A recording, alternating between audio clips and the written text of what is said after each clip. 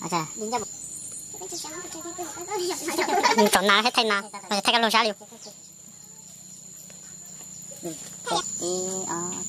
Thấy có hai lô. Con thấy đây à? Con thấy đây nè. Con thấy đây nè. Cái sao? Sao đây? Ok. Con thấy đây nè. Con thấy đây nè.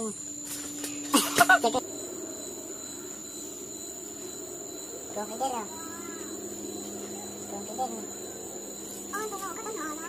Con thấy đây mà con mới lấy con hò.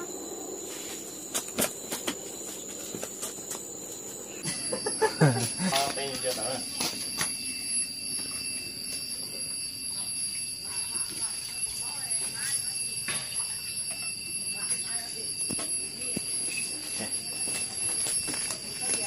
Ra kia luôn ha. Để chạy của cha. Rồi. Làm cái này cha hả? Dạ bé. Cái nào hả đây? Tao nè.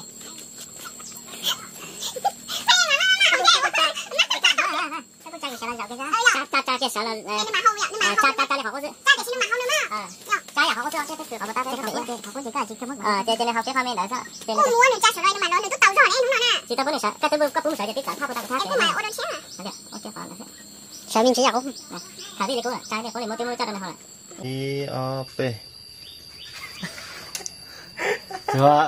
Chuột đây rồi. Này mới có này chỉ mới ở to thì chỉ mới nhất có thua nó thôi. Nè nè. Nè. Chờ sẵn rồi. Nhưng con này thích chanh. Đó, này sao mà thích chanh mà. IOP.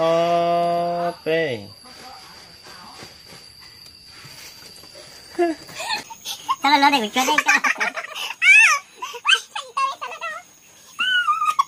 Nó sợ. Nó đây làm sao? Nó nè, nó gọi chỉ đưa tôi cha. Cô lôi chỉ chú cha. Trời. Chua thầu của tôi. Trời tôi lại em, lành nó tôi chạy cơn rồi. Hello rồi. IOP.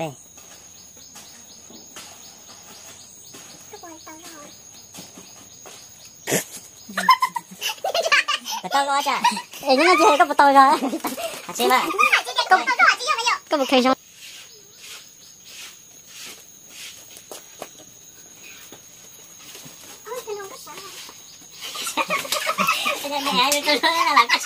Cái sợi lắm.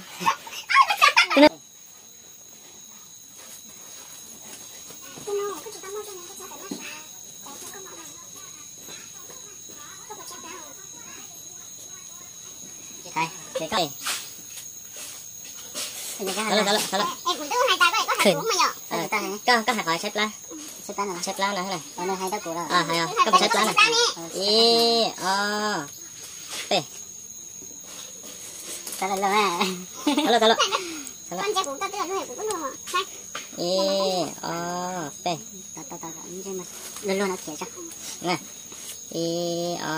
P. Hello. Cái gì trên này? Hello. Nè để nó là bé thay. Cái ta ship bỏ nhá những cái. Hello này, nó là bé thay chị ta này. P. Sao luôn nè. Hay nó. À chứ nhưng mà chữ ở chắc luôn rồi. Ủa tao à, nhưng mấy từ nhắn từ của sao? Xếp cá. Xếp cá chế nó mỏi chứ mà. Chế nó gì nó mỏi. Chế thử vô. Tao Tao đây.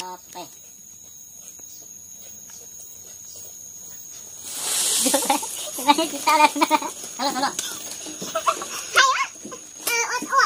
Hello. Lấy luôn đây. Nó bé thay đó xịn này. Bé thay chị ta đi. Nè đi mua. Mình gặp ta xịn bé thay thôi ta đã xịn bé mua chỉ chọn thay này. Đây. Chị ta đó. Nó phơi một cái chị chơi tao để xếp đi. Nó đi vô. Sợ gì? Nó chỉ vậy đó, nó chỉ mà chuyện gì tôi cắt ở tên này. Đúng rồi. Hai em đuổi dầu chứ hả mày nhở? Dầu cái đậu này cái đậu thì nó mua. Cô sáng chắc mà, hai cái chắc. Để cũng chơi sợ chỉ có nữa nhỉ. Có cái con này, có cái con này kìa. Ít kia mà lấy thay con mùn nó mà ý ok. Còn nó chỉ được Để khuyên nó khuyên. chỉ được đây. Chết má rồi.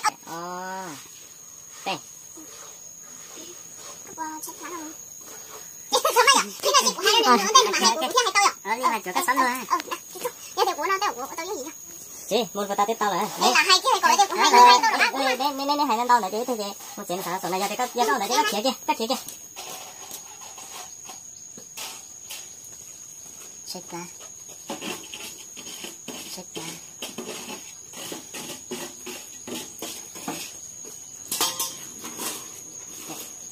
Cái của nó chết lá chè nó mỏ sữa của nó.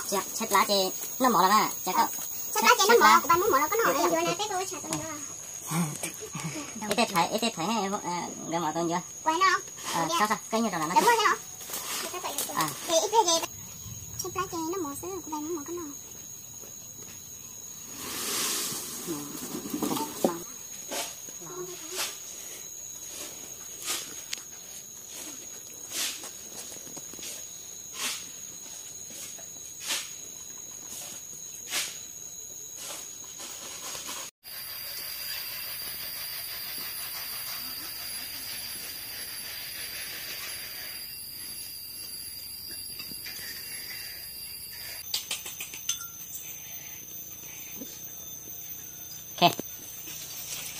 Mày luôn. Chín đùa thế à? Hả? Chín đùa thế à? Chị chín đùa. Thế coi giờ xả lôi đấy luôn thế coi chị xả lôi. Còn đây cái quý chín đùa gì nó mà hay à? Cô chị cô ấy đi. Chúng mày cô. Đang tay với một thứ nhỏ.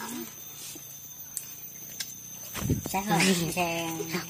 Hay hả? Đó. P.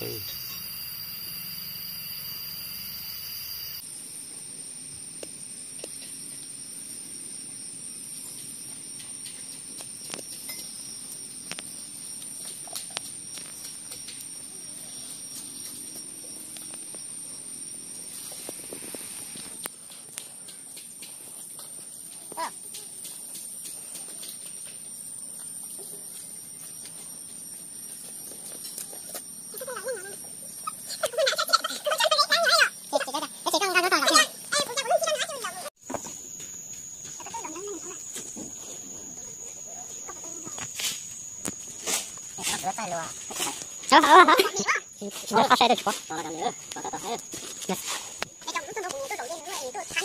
Hai con mà. Cái kìa. Ở bên ngoài là kinh nghiệm của họ tiêu con gì con. Cái kìa. Con đeo chặt nha, nó có phải con không? Tôi có cái của. Tôi phải chỉ tao. Cái lông đây.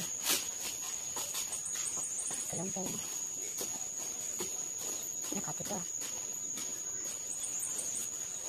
Có khi chỉ tao của nó cho cha mà. Đây. Con đây mà. Con nó phải con nữa. Rồi, hãy chia. Đây. Con đây mà. Nghe nó phải cho. Đây. Hãy cho mà. Đây. Con đây mà. Nó phải cho. Đây cắt kìa. Con đây. Nó móc tao. Móc tao hả? Thì có thể móc tao chụp cái của nó cái. Móc tao hỏi cái chỉ lại đâu của nó chưa cho này. Cái kia, nó tao lấy cái cái đồng đâu kia. Ôi móc tao hỏi có cái chỉ đạo của nó chưa cho mà. Ta chỉ có dùng được cái kia. Ta chỉ có chỉ bao ra chỉ để nó không tiền. Tuổi nó được. Cái gì? Yang móc tao có cái chỉ đạo của nó cái nào? Cái sắc kia, nên không có nhau tao thì có mặt kia. Chỉ cần cái này có đồng đâu kia ta chỉ của móc cái huli này, vậy thì lúc này cái này. Nên cái sáng cái móc huli cái điểm móc huli lúc này chỉ cái móc huli với chỉ cái có hạ về lúc cái này đấy thì có mà lên tiền mua nhiệt chuột đó mà không nhiệt chuột đó nhiệt chuột nếu mà chỉ nhiệt chuột là này hạ về lúc cái nó lên ngồi tiền nhân bún chụp thử kia uống này áo nó nhở xin chào cô luôn đi chụp thử áo thế này uống tiền nhiệt chuột nó xứ mà nhở nhiệt chuột à uống một hộp chè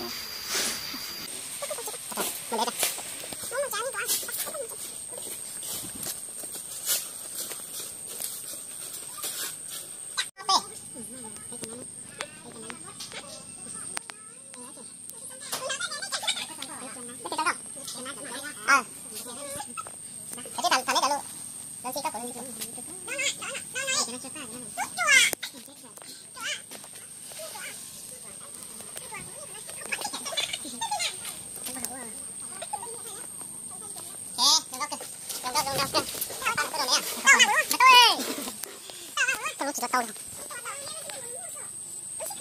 Tao làm gì vậy? Nè.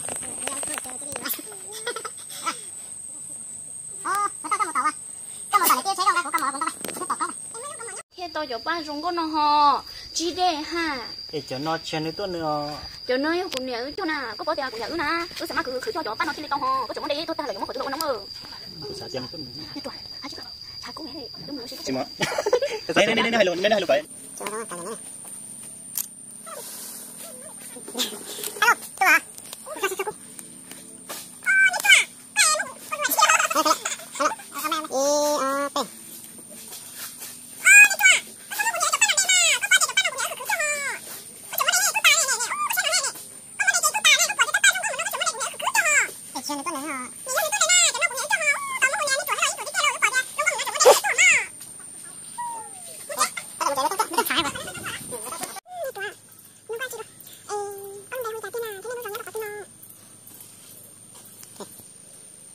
Chị này, quả chị xả tao của tôi không xe, của em tiền ạ.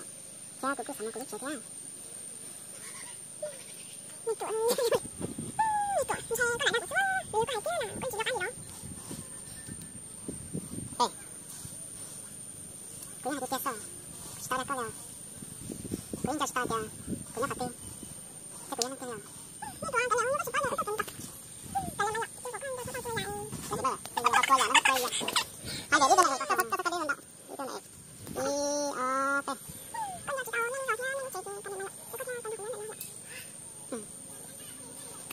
Thành có cô. Thế tôi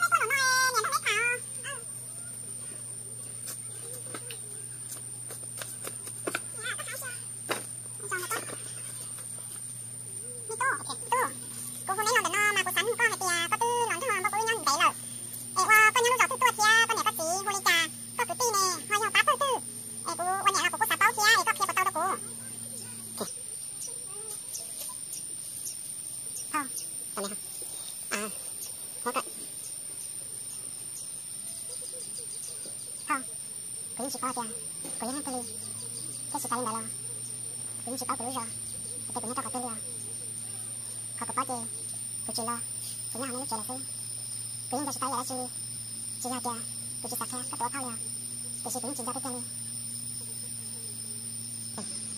Mẹ tu,วันนี้น้อยๆยิ่งช่วยตัวเองให้เตียอยู่อย่าจินจะไปอยู่ตัวเพ่งไอ้อยู่จินจะอยู่เนี่ยอยู่ตีอยู่ชิเป้าอยู่แก่อยู่เจไอ้อยู่ชิเป้าให้เตียอยู่เนี่ยรู้จักทุกตัวย่อให้เตียก็ให้ดีก็นะเจเจ้ากูเนี่ยกูอยากชิปุก้อนเท่าไหร่ยังขายอยู่ย้อนหน่ะเจ้าเขาชิมหัวตีเทียก็ตัวย้อนนี่นอเจก็ชิมูก็นี่ย้อนเจเจ้าเขาอยู่หายอยู่จีจงเที่ยวเจกูอยากเอาลูกกงลุงเดจีจงกูเนี่ยเจกูชิปุกันย้อนน่ะเซ่ก็ยังหมดขัดตื้อหรอกก็ตัดชิมูน่ะ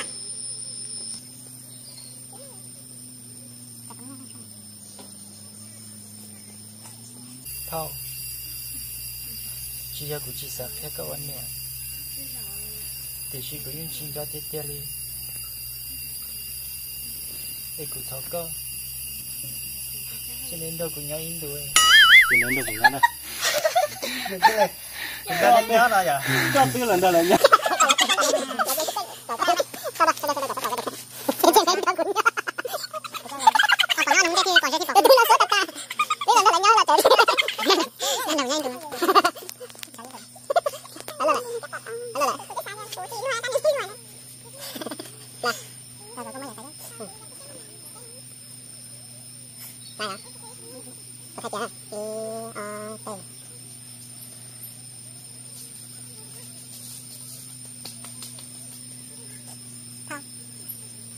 Chỉ là của chị sạc khe, có tôi nhé. Thì chị cũng chỉ ra đây chị đi. Của con này. Nói rồi nè.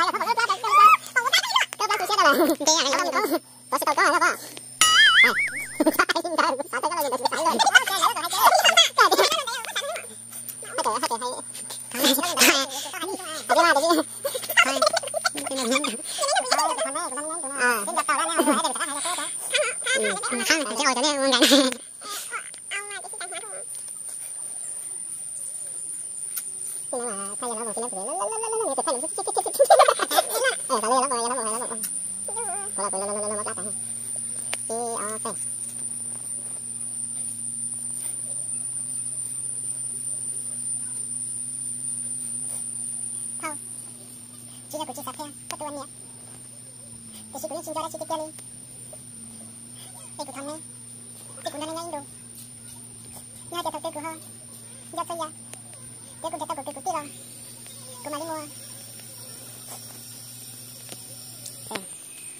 Cita nak itu, kau cina itu tak kuat na, kau itu tu cah dia, yang minta kau cili lantak putus minta unya, betul yo hai cijong na, cia lu nu. Cita nak itu.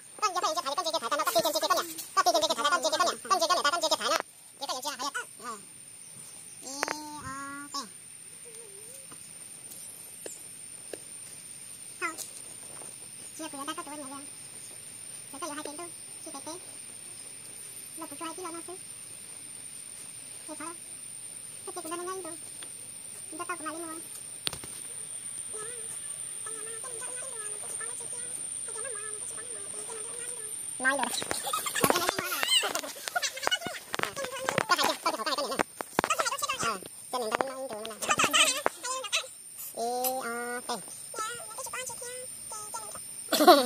Sao đây, hai chữ đó.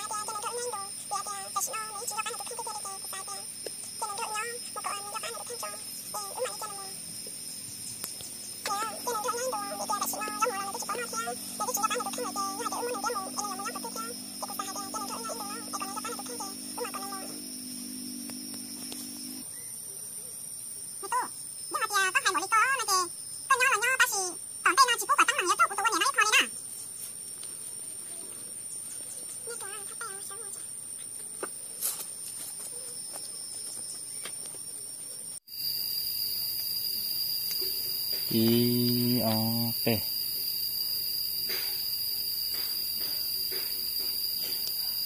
Hao. Cú tháo chia. Đi cũng đúng, không có hay đi. Đi cũng tháo cơ. Đi tháo cơ thì đã tốt hơn.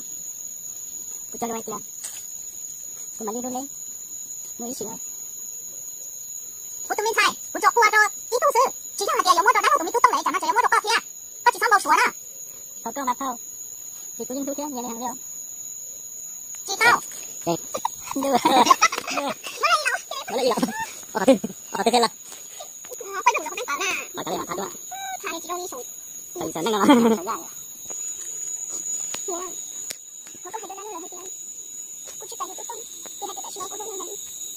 Cho nên đợi có hai đứa đá nữa. Cú chỉ cần được tông. Cú chỉ lại. Đâu đâu, thế là tiền lò. Thế là hai kia tiền lò.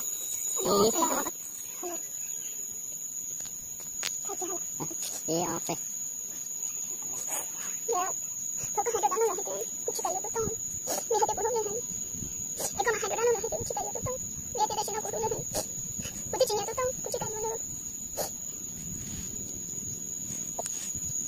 Itu kamu elok. Kamu nenek. Iya. Ya, thôi có hai đứa đá nữa là hai đứa chỉ cần được tông. Vì hai đứa đã xin cô đứa này. Cái con hai đứa đá nữa. Cú chỉ cần được tông. Cái con này chỉ sắp tới theo. Mình sai. Cô chặt con chim nó đủ kia đi. Cô này cô chắc hai ta đúng con rồi nè. Cô chặt con chim nguyên chỉ con đâu của tôi là nhau nha. Mình tu. Cô hai đâu con nữa. Do hai chặt con chim nó của tôi sai. Có phải chữ chỉ đi xong ra tàu của lúc chế nào mù. Do chỉ đi đợi chế của chỉ đi mua của tôi sai nó. Cô kia nó cũng tăng cả xỉ nó. Thật đấy. Mình sai. Cô chặt con chim nó có chim nó đủ kia đi. Cô này của tôi hai đâu con con chim nó cả nè. Con chim nó đó. Mình tu. Chim nó là một cái chỉ xong ra tàu của lúc chế nào mù nè. Do hai chặt con chim nó. Nó cô. Cái chỉ đi tàu mù. Do cái chỉ tàu chế của giống mù cô kia đâu đâu tụi mình tu tông ra. Có 그냥 덕가에 이거 오시죠. Thôi, cô thảo ca mua, cô ta là, cô mang quay có hay, rồi nhớ cô chụp con hay sao? Xin nó lại to, cô mà đi, chị đang này ok, thế chị nó này là, thì cô thảo ca không? Chỗ cái của nhau hồi lúc chế xưa. Rồi nhớ con, chị của nhau này lúc chế sao?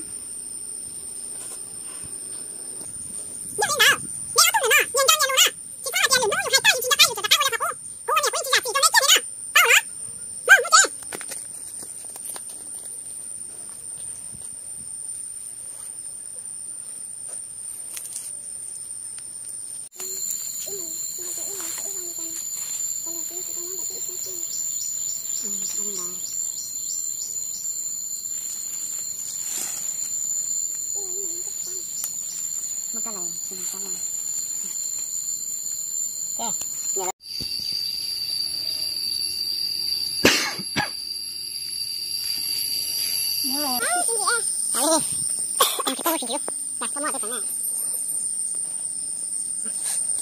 Người công tao đó rồi. Có cái thằng cái tao phát qua là điểm này. Cái thêm cái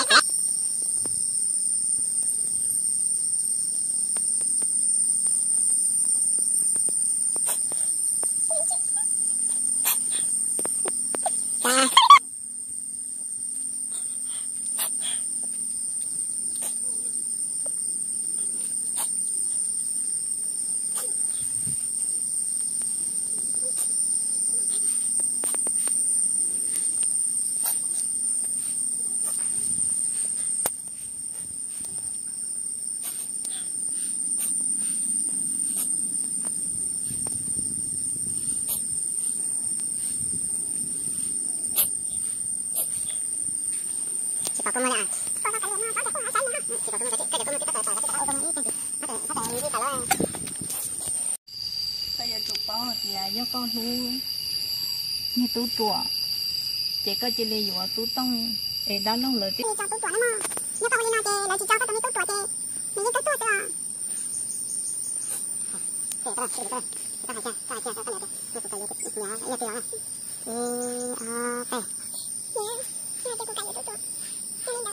Tú tủa cho tú tông. Nó được sao tú tủa cho. Nó được sao tú tủa cho.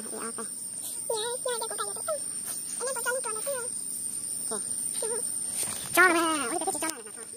Ini mau kasih mana kiri, tapi aku cakap jual, ini orang datang ni sana. Cho mà, ni nó là, mua được chi, thì nó có chỉ cài vô tú tông, em cho mua được chuẩn được chi cho mà, nhớ phải jual là chi, lấy cho mua được cho mà. Nè, nó đi đâu? Cô mà cài vô tú tủa, cô cài vô tú tông. Cái gì cái chụp cô mà sao tú nhớ chuẩn đó. Đi sao sao? Cô đọc cho cô đi cài vô này. Dạ, nó lên đâu? Cô mang cái cài vô tú tông, nên đã có chỉ cho cô mua sắm, nhưng chuẩn để ít mua sâu. Gia đình có cài vô tú tông nữa. Nếu có cài vô cô mấy chắc có một sai. Thế cô mà còn đá lông thế tú tông nó chuẩn đó. Thì stop. Hỏi để có tiền nó có chụp cài vô kia, có đang của nhỉ? Có đang của nhỉ thì có để tú tủa, nhỉ chuẩn nó có xe nhau để tú tông kia đó là sắp tới à. Thì các bạn đầu kia thì cho một.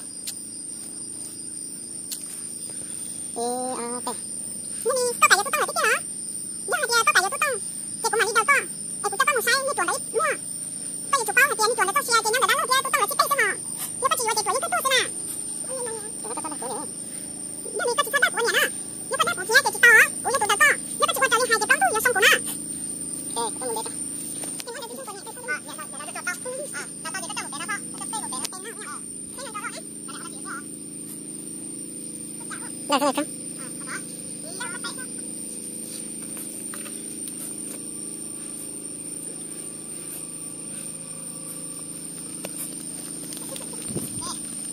Tao nó.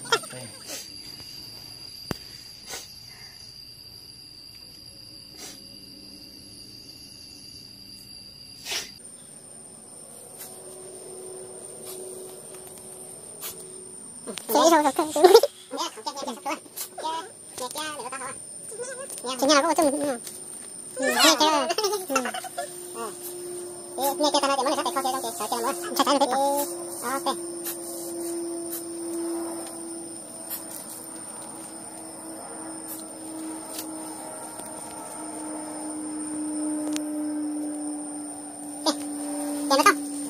不气了，他们还在这接。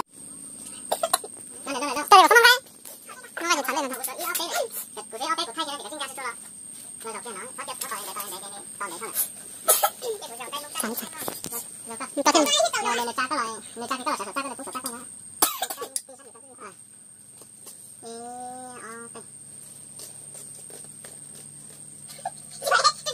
知道嗎？這係黃嘅。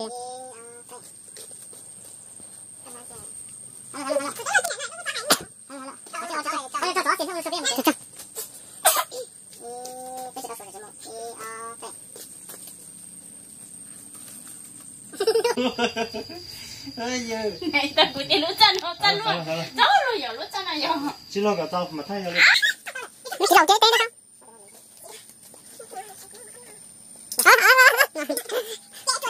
Cắt cha mà.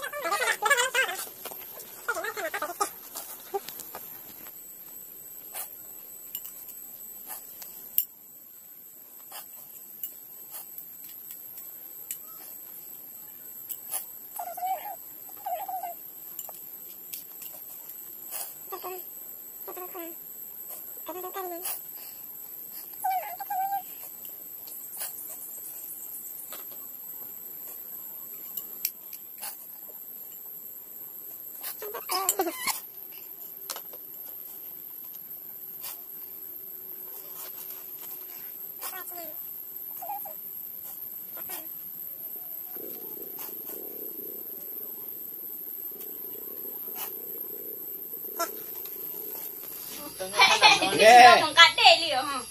Cái lúc thông được. Em nhẹ rồi bé to bé bó. Để lòng này con ý gì mà đi bảo nhờ các cụ bỏ nó. Bơ.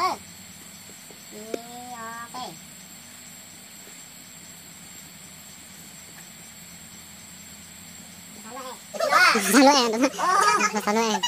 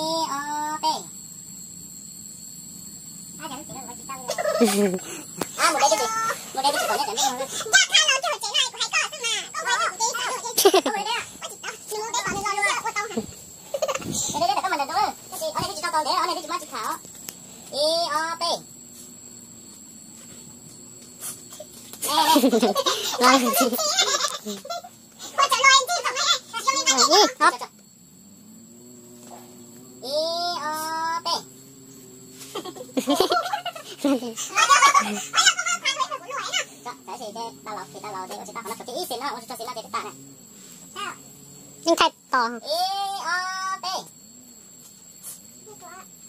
Cái lá chơi. Cái chị hút quá, cái chị hay quá. Hai cái thằng sao kìa. Như chỗ à, mỗi đây cho mấy coi. Lo đầu nó cũng có thà là hay quá sao. Cái chị hay quá. Như chỗ. Chị qua họ đây chị bỏ đây nha. Cái lá chơi. Trời, trời, trời ra cái mũi ta họ thì cũng được đi. Ken trai nghe đi.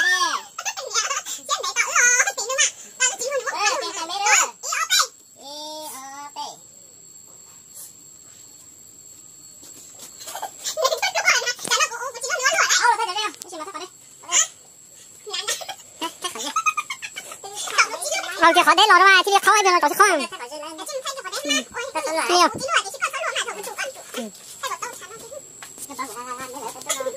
อได้ที่นี่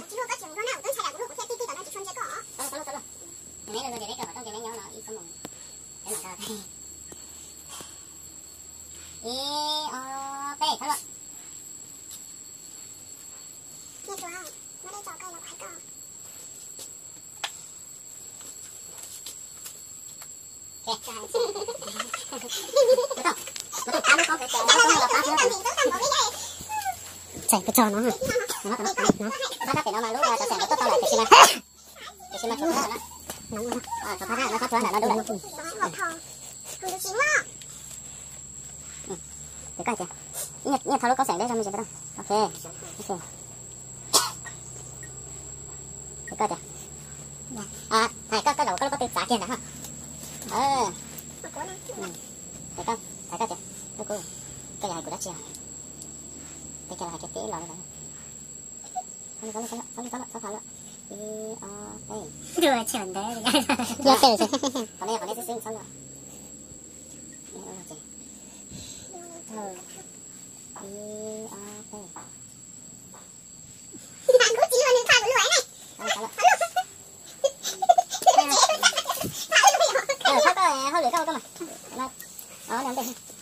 thôi cho bữa nay nào sẵn ra đấy nó lại cái rau nấm nồi này được rồi nó cướp trên nữa cho mà thấy trên này cho bỏ có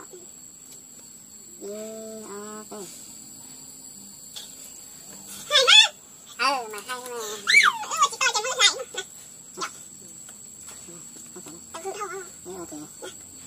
mà là rồi mấy chị xong rồi chị mấy chị đi làm một phao chị cá lên chụp được rồi ok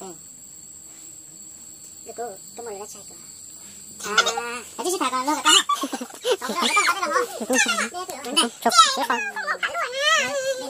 đây chụp mua ăn, ta chết mua luôn rồi nói sao xin chị lên đúng mà tôi nó còn mặc khen cái của thay cho cái chỉ còn cho để cái uống nói gì ta